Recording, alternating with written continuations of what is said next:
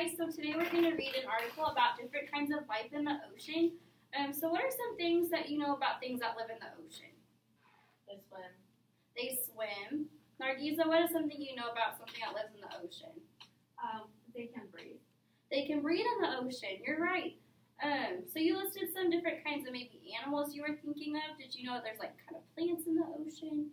Like kelp or seaweed or like weird little, there's like little krill like in Finding Nemo. I think of those all the time. So there are all different kinds of animals that live in the ocean, and this article is going to talk about some forms of life that you might not be able to see with your eyes. So what do you think those might be?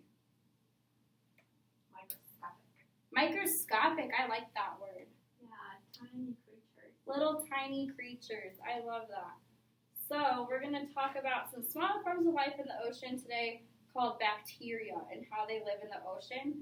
And in fact, that's one word I would really like to talk about before we go into our article so we understand more what the article is trying to tell us. So let's all say that word together, bacteria. Bacteria. Awesome job. So what do you guys know about bacteria? They're tiny. Yeah, they're really tiny. So my definition for you guys is that bacteria are small single-celled organisms that live around other living things or other non-living things, so things that do not have life. So we talked about what we know about bacteria. So some things that I thought about bacteria is that they're really, really small. We need a microscope to see them. And they're also living things, and they live all over the place. They're like on your hands right now. They're in the chair you're sitting in. They're everywhere. But they're also in the ocean. So we're going to learn about that. I have a question. Are they good, bad, or both? Both. They're both. So bacteria are both good and bad things. Some examples of bacteria are like salmonella, or like when you get strep throat and you feel really sick. That's a bacteria in your throat. And there's E. coli, which is something that's kind of been happening a lot right now. So have you heard of those things before? Okay, cool. So you know about bacteria. Now you made a connection. Some things that are not bacteria are things like fungi. So like a mushroom is not a bacteria, and a virus, which is something that can also make you sick.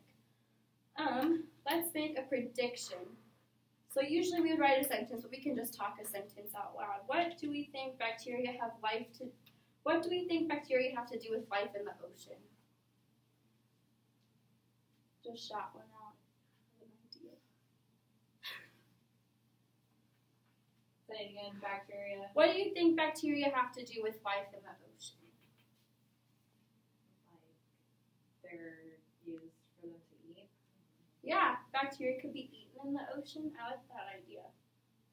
So, okay, that was good. Let's move on to my second word that's in our article that I want us to have a good understanding of.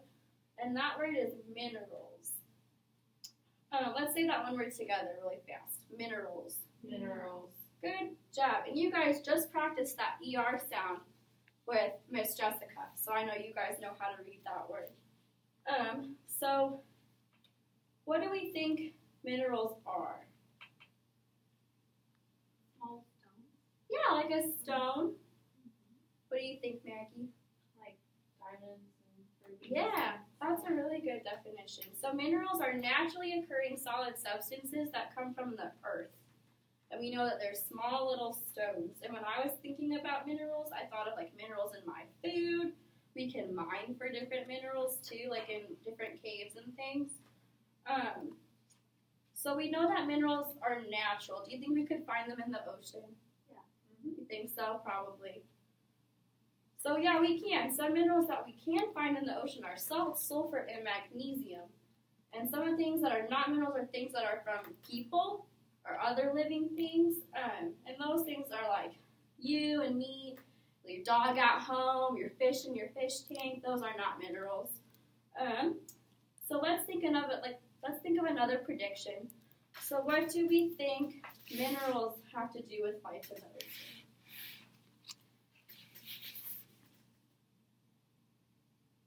They need them to live.